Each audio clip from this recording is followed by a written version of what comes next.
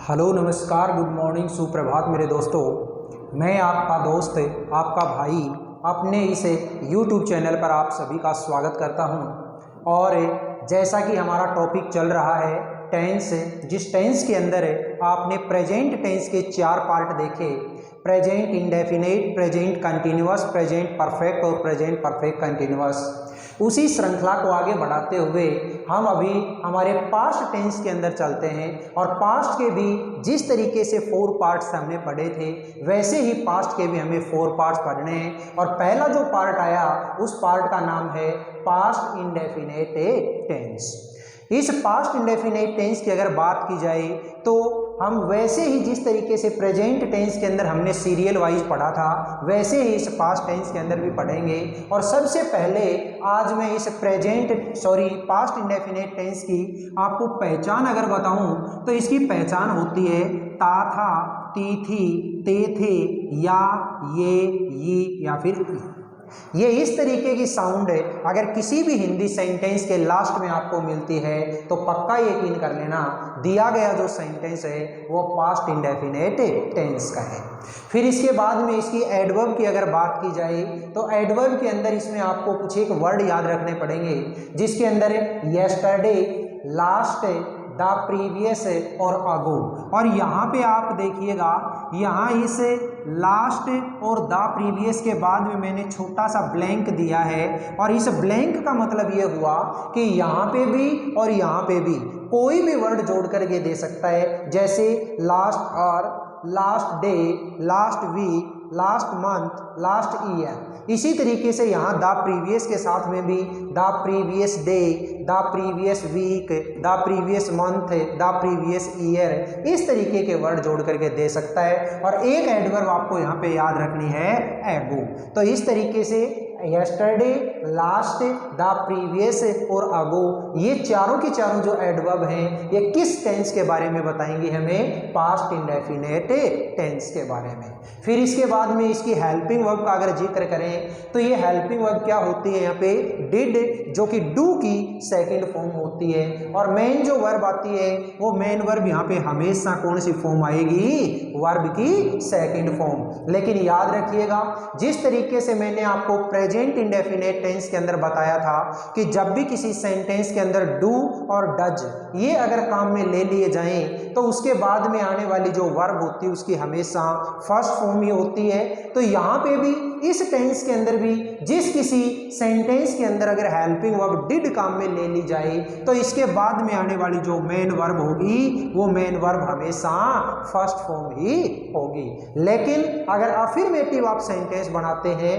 तो वर्ब की कैसी फॉर्म आएगी? Second form. अब इसके बाद में हम देखते हैं इसके अलग अलग स्ट्रक्चर यानी कि अलग अलग टाइप के सेंटेंस। और सेंटेंस के अंदर फर्स्ट जो टाइप आती है वो फर्स्ट टाइप क्या है? हमारी अफर्मेटिव सेंटेंस। और ये जो अफर्मेटिव सेंटेंस है इस अफर्मेटिव सेंटेंस का स्ट्रक्चर क्या होगा? सबसे पहले सब्जेक्ट, इसके बाद में वर्ब की सेकंड फॉर्म और इसके बाद में ऑब्जेक्ट। ये एक छोटा सा स्ट्रक्चर आपको ध्यान में रखना है। एग्जाम के अंदर अगर सेंटेंस आएंगे तो वो इस तरीके से दिए हुए होंगे, जैसे वी फिर दे दिया ब्लैंक, ब्रैकेट में है go to Jaipur last week. याद रखिएगा जो भी हमारे इस ब्रैकेट के अंदर जो वर्ड होता है वो वर्ड हमेशा ही वर्ब की फर्स्ट फॉर्म होती है। अब हमें यहाँ पे चूज करना है कैसे? तो देखिएगा ये जो सेंटेंस है इस सेंटेंस के अंदर मुझे एक वर्ड पकड़ में आया लास्ट वीक। और जैसा कि आपने एडवर्ब के अंदर देखा था लास्ट जो वर्ड होता है वो तो पास्ट इंडेफिनिट टेंस का है। तो इसी वर्ड को देखते हुए हमें यहाँ पे जो वर्ब फिलअप करनी है वो कैसी? वर्ब की सेकेंड फॉर्म। और गो की सेकेंड फॉर्म जो होती है वो क्या हो जाएगी? Went. We went to Jaipur last week. पिछले सप्ताह हम जयपुर गए थे। अगला जो एग्जाम्पल है इसमें देखिएगा आई फिर ब्लैंक ब्रैकेट में दे दिया by A new car yesterday. यहाँ पे भी मुझे एक वर्ड पकड़ में आया येस्टरडे और इस येस्टरडे को देखते ही मुझे पता चल गया सेंटेंस है पास्ट इंडेफिनिट टेंस का। और इस इंडेफिनिट टेंस के अंदर तो सब्जेक्ट चाहे कैसा भी हो, वो सिंगुलर हो या प्लूरल हो, हमेशा आने वाली जो वर्ब होती है वो वर्ब की सेकंड फॉर्म। और बाई जो है इस बाई की सेकंड फॉर्म क्या हो जाएगी? Bought. BOUGHT, I bought a new car yesterday, कल मैंने एक नई कार खरीदी। नेक्स्ट टाइप आती है हमारी नेगेटिव सेंटेंस, और नेगेटिव जो सेंटेंस होता है, इस नेगेटिव सेंटेंस के अंदर आपको पता है कोई भी जो हेल्पिंग वर्ब है उस हेल्पिंग वर्ब के जस्ट बाद हम क्या लगा देते हैं, नॉट। और यहाँ इस टेंस के अंदर जो हेल्पिंग वर्ब है वो कौन सी है, डिड। तो देखिएगा इसका स्ट्रक्चर क्या है, subject plus did not plus V1 plus object. जैसा कि मैंने अभी अभी थोड़ी देर पहले ऊपर बताया था कि जब भी किसी सेंटेंस के अंदर आप डू, डज और डिड काम में ले लेते हैं तो उसके बाद में आने वाली मेन वर्ब की हमेशा फर्स्ट फॉर्म ही होगी। तो ये इसका स्ट्रक्चर हो गया, subject plus did not plus V1 plus object. Example देखिएगा, राम फिर ब्लैंक ब्रैकेट के अंदर दे दिया लर्न इंग्लिश।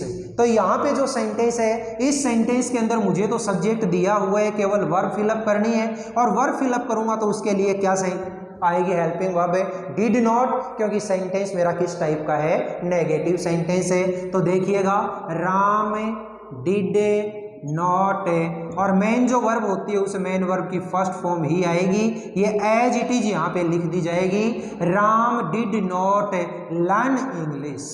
नेक्स्ट वाला एग्जाम्पल है, द मिल्कमैन फिर ब्लैंक ब्रैकेट के अंदर है अडल्ट्रेट वाटर इनटू मिल्क। मुझे तो केवल और केवल यहाँ जो दिया गया सब्जेक्ट है वो सब्जेक्ट चाहे सिंगुलर हो चाहे प्लूरल हो, हमें तो केवल डिड नॉट लगाना है। तो ये लीजिए डिड नॉट, और मेन जो वर्ब है उसकी फर्स्ट फॉर्म यूं की यूं लिख दी, एडल्ट्रेट। ठीक है, the milkman did not adulterate water into milk, milkman ने मिल्क में यानी दूध में पानी नहीं मिलाया। नेक्स्ट एग्जांपल, नेक्स्ट हमारी जो टाइप आती है वो है इंटेरोगेटिव सेंटेंस। और इंटेरोगेटिव जो सेंटेंस होती है इसके अंदर आपको कुछ भी नहीं सोचने की जरूरत नहीं, केवल और केवल हेल्पिंग वर्ब होती है, उसको सब्जेक्ट से पहले लगाना है। तो लीजिएगा, did plus subject plus V1 plus object, ये बन गया हमारा स्ट्रक्चर किसका, इंटेरोगेटिव सेंटेंस का। एग्जाम्पल देखिएगा, सब्जेक्ट चाहे कैसा भी हो, मुझे तो सबसे पहले क्या लगाना है, डिड। तो ये लीजिए, डिड नेहा, फिर इसके बाद में आने वाली मेन वर्ब की फर्स्ट फॉर्म ये यूं की यूं यहाँ पे आ जाएगी, कैच। तो क्या होगा, did Neha catch a fish yesterday, क्या नेहा ने कल एक मछली पकड़ी। नेक्स्ट वाला एग्जाम्पल है, सब्जेक्ट है रुद्र, तो इससे पहले मुझे क्या लगाना है, डिड। ये लो, डिड रुद्र, ब्रैकेट के अंदर दी गई जो वर्ब है वो एज इट इज यहाँ पे फिलअप कर देंगे।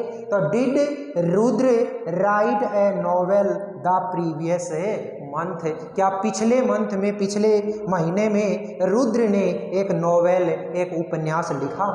नेक्स्ट क्या है, इंटेरोगेटिव नेगेटिव सेंटेंस। और इंटेरोगेटिव नेगेटिव सेंटेंस की अगर बात की जाए तो आपको पता है जो हमारी ऊपर वाली इंटेरोगेटिव टाइप होती है उसी के अंदर हम सब्जेक्ट के जस्ट बाद क्या लगाते हैं, नोट लगाते हैं। तो इसका स्ट्रक्चर क्या होगा, did plus subject plus note plus V1 plus object, ये है इसका स्ट्रक्चर। एग्जाम्पल देखिएगा, सब्जेक्ट है इसमें अमित सर, तो ये लीजिए सबसे पहले मैंने लगा दिया डिड। तो डिड अमित सर, मेन जो वर्ब है इस मेन वर्ब की फर्स्ट फॉर्म ही आएगी, लेकिन इस फर्स्ट फॉर्म से पहले आपको क्या लगाना है, नॉट।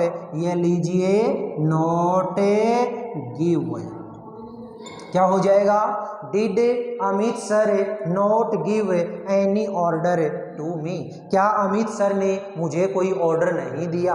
तो ये इसी के साथ आपने हमारे इस पास्ट इंडेफिनेट टेंस के अंदर पहचान देखी, एडवर्ब देखी, helping verb of main verb देखी, और इसके बाद में आपने 4 टाइप के स्ट्रक्चर पढ़े।